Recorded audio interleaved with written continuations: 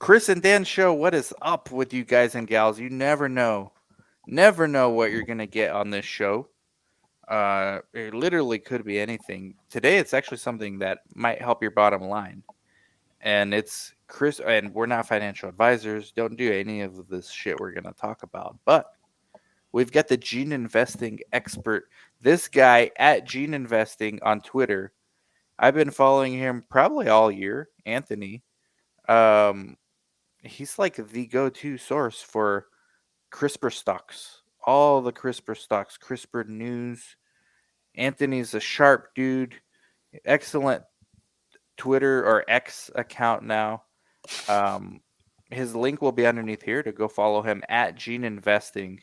He is making X great again. People like him. There's a lot of like on X, there's a lot of fighting, politics, Israel, all this nonsense. And then you've got science, like gene investors, and they're all like basically friendly. You can disagree, but they're not like throwing names at each other. It's a different vibe for like investing stocks, especially science like biotech and gene. So it's a breath of fresh air compared to the rest of Twitter. I don't know if you follow like the rest of X/Twitter, but it's a pretty nasty place, kind of a viper pit. So, sorry, go ahead and answer that Yeah, question. I yeah, actually have another question. yeah. Thanks for having me, guys. It was kind of a last second thing, but I'm glad You came in clutch, man. This is gonna make us smarter. Yeah, it's my clutch basketball gene. Had to come in. Steph Curry. But yeah, that was a great introduction. I couldn't have said it better. It's kind of the reason I have it. It's kind of nice to have a place that's not politics, all this stuff left and right. So that's what I try to be, that place that doesn't delve into that kind of stuff. Yeah. And it's still interesting, Chris, you were gonna say something. Yeah, so I'm curious, by Dan's introduction there, would you say that CRISPR investing is similar to, obviously not as large, but kind of similar to the .com era type investing, where there could be definitely many home runs out there that are, in terms of investing, which are minimal or very minuscule in terms of their price point per share, right? Like the .coms. Yeah, it's a very good question. There's a lot of companies, obviously. I think there's about 7 that we follow pretty closely. NTLA, CRISPR, Beam, Prime, Caribou, Verve, and Edit. I own them all, unfortunately. Yeah,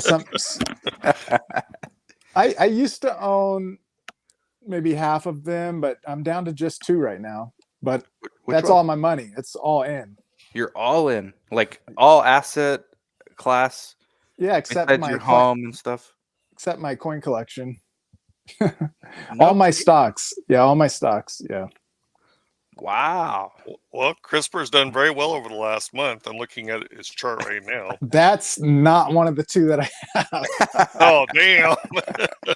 Well, no, it's funny. Everyone that follows me, a lot of them have the smart plan of like being in CRISPR until the approval and then sell a lot of it, or at least a chunk of it, and put it into some of the other ones, because it makes sense that CRISPR is going to do the best for the next few months at least. And it took a little longer than most of us expected. Around Halloween, when they had the AdCom, it hit 37.55, and now it's like 71. It hit 76 the other day, so it doubled in a month. For me, I don't really like to. I thought about switching some of my funds into CRISPR when it went under 40, but it would have like really taken up my averages on the other 2 if I sold some at a loss. And my averages, I like my averages. I don't want them any higher though. And I'm the type of person, I don't like to have a small little position. What I should have done, I'm not really used to the options. I should have done a little, like a $5,000 option or something that at least had some decent upside if I hit it. I read someone was up 9x in a month on a January CRISPR option, and Mm. that's what I should have done. Yeah. Don't get my gambling blood going, but I won't mess with the options right now. Yeah. Why? Like, let's just take a bird's eye view real quick, and we'll go in the weeds also, because that you're great at that stuff. And everyone should follow Gene Investing's Twitter Spaces or X Spaces. I gotta remember to call it X now instead of Twitter. Um, Yeah, it's tough. Amazing space, like a bunch of people just talking nothing else but this. From a philosophical point of view, why not have any other asset class? Like so no crypto, no No. Tesla, no Coca-Cola, no Disney, nothing. Just straight up two CRISPR stocks. So, I started investing, I think it was 2016 in the market. I had like CDs and stuff like that, but um, I'm 35 now, so I was probably, mid 20s or 26, 27. And I started with like Apple and Facebook, had some Nike, had some Chegg. Check with Uh, that.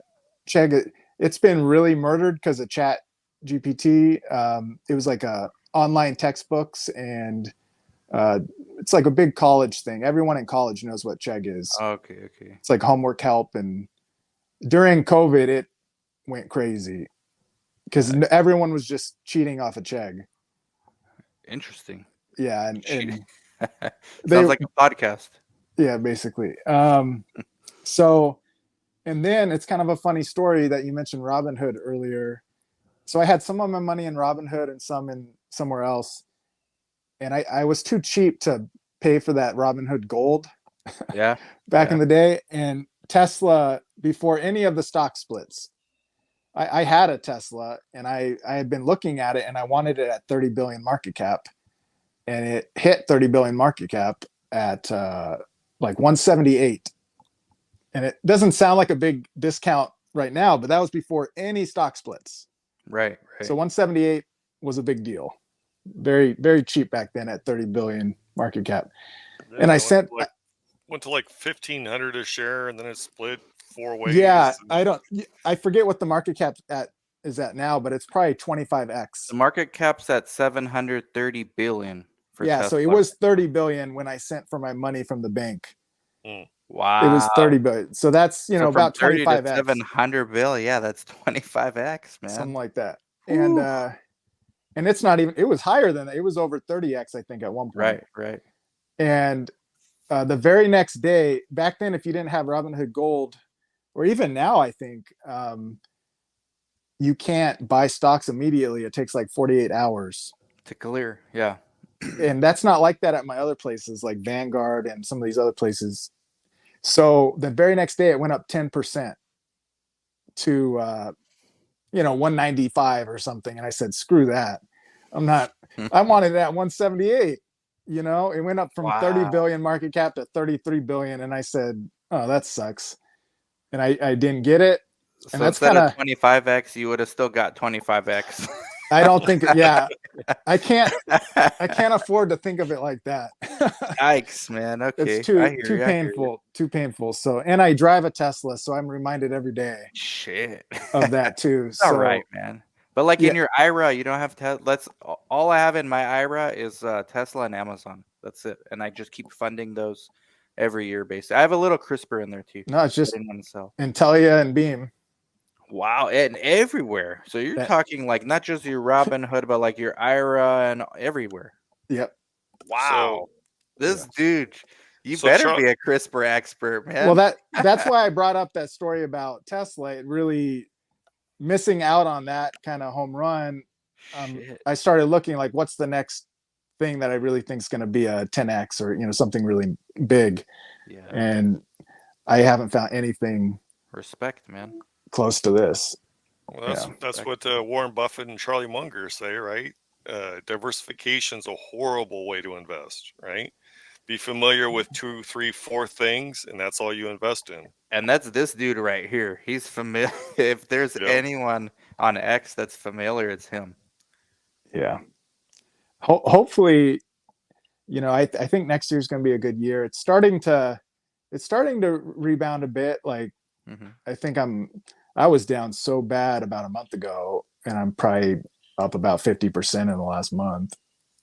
But You're 35. You're a young dude. I mean, you can, even if these stocks go to zero, you're young enough to make it all back, which is not going to happen, by the way. CRISPR's I've evolved enough to where, yeah, I feel pretty good that at least one of them's gonna. I think they could both really do well, but I think the odds are pretty low. Both are gonna like completely go bankrupt. so which And ones do you have again, just for everyone else? Beam and Intelia. Gotcha. And do you want to maybe go get into each one, like one on one, and why you Sure. chose? Let's start with Beam. So Beam is like the number one base editing company in the world. It's called like CRISPR 2.0. They can actually change DNA letters from like a A to a T or a C to a G, that kind of a stuff.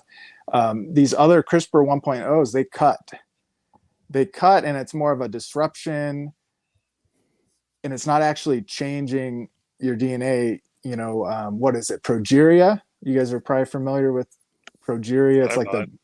Mm. it's like the Benjamin Button disease where Ah, okay, yeah. they look very old, and they live like very short lives.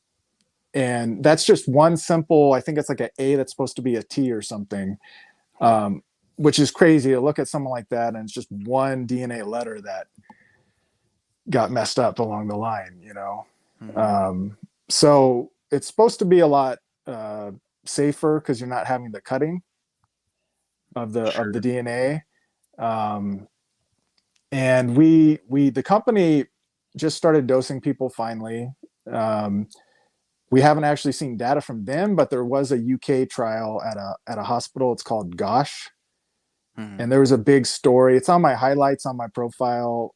This girl named Alyssa, she had this really bad like lymphoblastic leukemia, and she got some base editing treatment, and she's been cured for, well, they don't want me to say cured, but in remission for Information, yeah. yeah, actually David Liu, the creator of base editing and prime editing, he actually DM'd me and said, Oh, don't really? he said, don't say cured. I think maybe So it's kind these of a founders, like these scientists and founders, they already like discovered you and they're following you and they're watching what you it's say.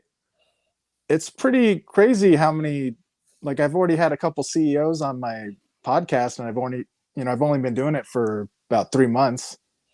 Hmm. um yeah, I had the DNA CEO, Ginkgo Okay. Bioworks. Wow. That's a pretty popular stock. And then I had Lineage Cell. It's a little bit Oh, Brian smaller. Culley, Lineage Yeah. Cell Therapeutics, LCTX. That's my dude. Yeah. Yep. Even Chris interviewed him. We had him on a few times. Yeah. So they've been on, and then I got the Recursion Is that CEO. that's not really CRISPR though, right? Like Brian stuff. No, no. He's more like trying to be like the Amazon of I guess gene therapy.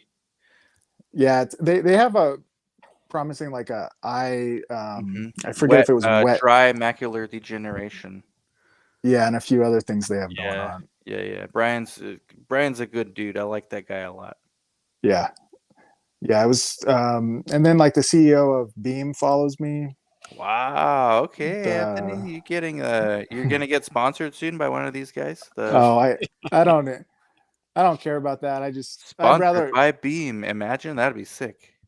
yeah, Yeah, I'd they could, rather they just put the stock price up a little bit. I'd be, Well, since I'm that's your job. 100% That's in. your job. You got to get retail to buy. Buy, buy, Yeah, I know. buy. I guess I'm not doing a good enough job quite yet, but The market's working against you right now. Well, it's starting to yeah, turn though. It's starting to it change. it is. Yeah. So yeah, Beam, like I said, it's a earlier uh, company, Hmm. but so a lot of people give them a lot of flack for, oh, you don't have human data yet, but people forget their tech was just discovered not that long ago, and their company just got founded not that long ago, Because and unlike CRISPR 1.0, like you said, CRISPR 1.0 is about cutting. So if you have like an extra nucleotide somewhere, or a base pair, you cut that one and you remove it. But 2.0 is to replace. Yeah, it's crazy that they can change the letter, from an A to a T or C to a G just like that. Out of curiosity, you know specifically how that works? Because the cutting makes sense, right? Cutting of the DNA, splicing it, and then putting it back together, Yeah, removing the it's whatever the fault is. it's it's a very very complicated.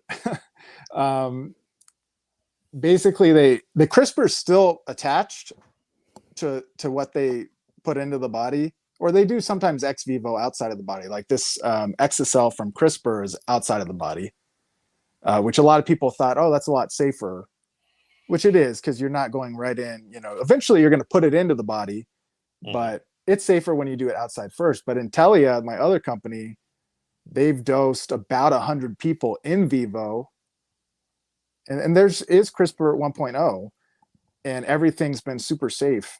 As I think about 3 years ago was the first dosing. Was So that the beta thessalomia? Or no, the CRISPR Therapeutics has the sickle cell / beta thalassemia. It's okay, for both. okay. Which one does The Intelia have? They have ATTR amyloidosis for the cardiomyopathy and polyneuropathy, and HAE, which is hereditary angioedema. Ah, okay. That one, if That's a you've seen big some one. pictures, Yeah. yeah, their faces, their body just blows up Hmm. when they have the attacks. Hmm. And that's the interesting. HA. So, the and I've read the book by Doudna, Mm-hmm. the science one she wrote, and then I read Cracking the Code by Isaacson. So that's basically the extent of my knowledge. But I know we're more advanced now than just the Cas9 and Cas12 proteins. But for sickle cell, it's easy because you administer through the blood because it's a blood disorder. But for Mm-hmm. the other ones, more complex, you got to get into the bone marrow, right? Yeah, so that's why a lot of people were doing sickle cell, because it was kind of they've already kind of shown how to do it, proof of concept for some of these companies. The liver for in vivo has been pretty well established now. It's because when you they deliver it with the LMP, and the LMP, just the way it naturally goes to the liver. The That's just lipid how it naturally, nanoparticle. Yeah. yeah, that's where it wants to go, basically. The vaccine did that too. Not to get demonetized, but the Yeah, Dan, vaccine had don't do that. that to us again. My bad. um, so yeah, that's why you see a lot of liver and a lot of like blood, but you're seeing CAR T programs too Hmm. for Hmm. cancers. With this technology, CRISPR. Oh yeah, like Beam dosed their first patient, and it was for Beam 201, which is really interesting because it's the exact same cancer that I mentioned earlier in the UK, Hmm. the Gosh Research Hospital, where they've already dosed at least 3 patients, and they've had some good results. So this one just has 4 edits instead of 3 edits. Do you do you read like these like basically everything these companies put out, like any new study or any new paper? Are you Uh, like actually reading those things, like well, definitely the two that I have all my money in. the journals, like the peer reviewed paper, everything, right? Yeah, I mean, for Intelli and Beam, I definitely listen to every fireside chat. Wow. Um, Are you on StockTwits with those community there? I, I used to be on there a long time ago more often. Now I think I have like 59 followers on there. Oh, I barely use it. I might do it like once a week. hmm, that's fascinating, man. The philosophy, just studying you. I'm interested in CRISPR anyway, so I would follow you regardless. But I think there's another reason to follow you is to follow someone who, like Chris said, with Charlie Munger and Warren Buffett, like just become a master of one thing and just watch this guy like over the years learn more about the company, see how you do, whether you know 100x or whether it goes to zero, which I think is not likely. But Yeah, it's been a tough time for biotech. It's been like the worst bear market in history, basically, for biotech. It was funny. I did a post a month or two ago that showed articles of, and that said worst bear market in history for biotech. And that was like 2 years ago. And then another person a year ago said worst bear market in history for biotech. And then it just keeps getting worse, and it's been a really long, part of it was the vaccine COVID stuff really shot everything up too high. I mean, the CRISPR stuff got overvalued by like 4x, 3 or 4x. That's when we entered the market, me and Chris. Yeah, at the top. I luckily entered a little bit before that, so mine were I still bought too high, but I didn't buy anything like above 100. So do you, studying these two companies or this sector, or maybe it applies to biotech as a whole, are you one of those guys that says, okay, I got to pick and choose my moments to buy and sell? Or are you buy and hold and then just dollar cost average, just like the Bitcoin people do? Like, which one does this So apply to these stocks? yeah, I mean, I definitely, during this downtrend, I wish I wasn't such a buy and hold investor, because there's been a few moments, like last summer, it had a nice recovery, and I should have at least trimmed or something. Um, like I said, my averages are like 45, 49, and we're now like about 30-ish, so it's Okay. it's not Catching up, terrible. catching up. Yeah, it's the problem is my positions are so big. When I add, it goes down like 10 cents. Yeah, yeah. So I've done a few things like well, I've sold my own plasma. Every Plasma centers? Yeah, we were talking Yeah, about that earlier. yeah, everyone loves to mention that. The plasma centers give a lot of money. We have some patients. Chris and I own clinical research sites, and Mhm. some of our patients go donate plasma as well. Yeah, I just went. There's 3 places in town, and I went and I got all the new patient promotions, Mm. because what they pay normally is just, it's not really worth it to me. Yeah, yeah. But it's you get about $100 when you're a new patient. Okay. And the hundred So bucks, and then for the day that you go.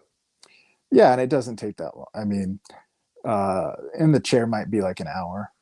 And then they give you electrolytes and all that. And Yeah, the saline. okay, yeah. So basically, you leave there. You're not dizzy or dehydrated or anything. No, you're just not supposed to like go to the gym right after, or stuff like that. Yeah. Um, but yeah, I hopefully I've been answering your questions well enough. I saw, More or less. I mean, I guess what are you from these two companies? Maybe we'll just go one at a time. What are you like most excited about over the next year and then over the next decade for each one? yeah.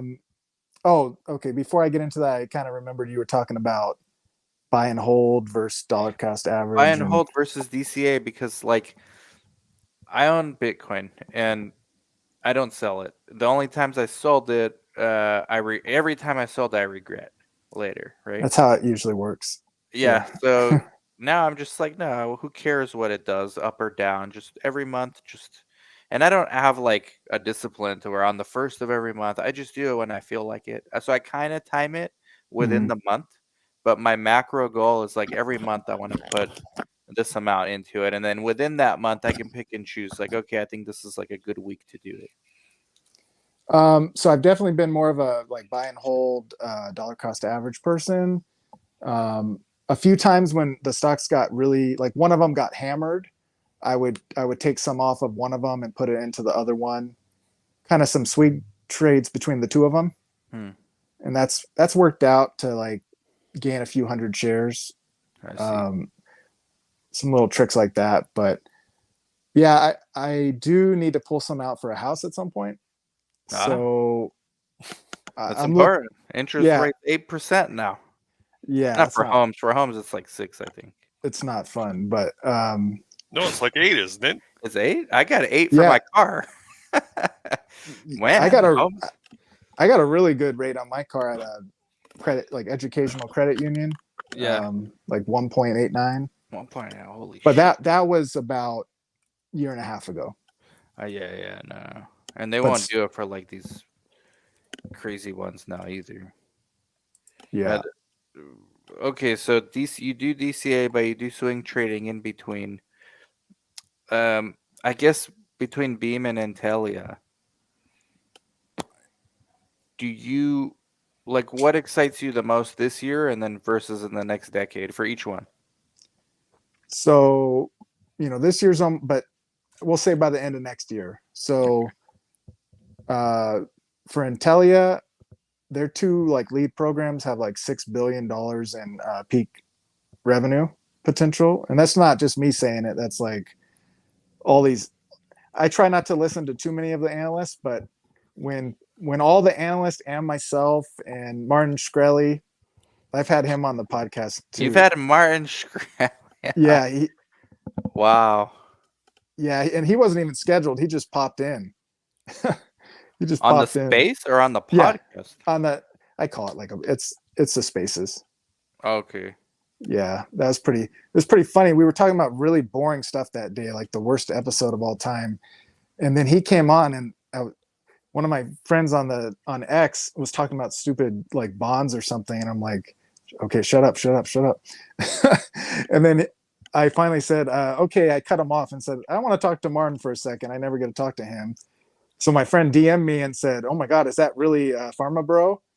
And I was like, yeah. And he was like, So oh, he holy just shit. popped in. He just popped in and listened to Yeah, what you gotta say. yeah. He did a really cool video on Intelia, one of my stocks, and he had like a $90 price target on it. One second, my phone's about to. Gene Investing with Anthony, everybody, at Gene Investing on X. Chris Sabra is patiently waiting to make his next move on Beam or Intelia. He's Yeah, ready to sure. go. Patiently waiting. Beam, I'm looking at right now, $2 billion market cap.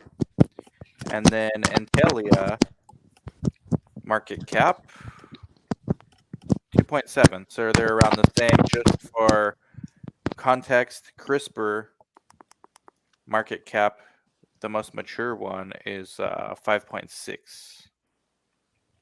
Yeah, Intelia and Beam are both around 2.5. Around there. Well, Anthony, you back? Hold on. You sound like so distant. Can you hear me? Yeah, my phone is about to die, so I had to plug it in. So Oh, damn it. Okay. This is going to be interesting as hell. You know sign language?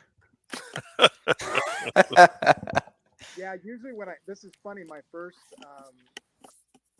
like 10 episodes of Spaces, even when I interviewed Jason Kelly, the CEO of DNA, I talked with this muffled just through my phone. And when he came on, he had this like $100 microphone. And then Yeah. I got to up my game, so I found my little headphones. Okay, I got you. Can you hear me decent? It's just, what do you think, Chris? Should we continue or it's too distant? That's pretty bad audio. It's pretty bad. It's pretty bad right now, Anthony. But Okay. I can come on another time. let's do it again, man. We can still play the game with you though, because we can hear enough to play it. You know what I This is mean? true. You don't know what I This is mean, true. but Chris knows what I mean. Go This ahead, is Chris. very true. Play the So- game, and then me and Chris will continue this afterwards, Anthony. But thank you for coming on. Yeah, absolutely. Thank you, Anthony. Very, very interesting information. So when Dan and I started this channel, we were initially just reacting to music videos. This was years ago. So we've progressed. Obviously, we're For doing progressives.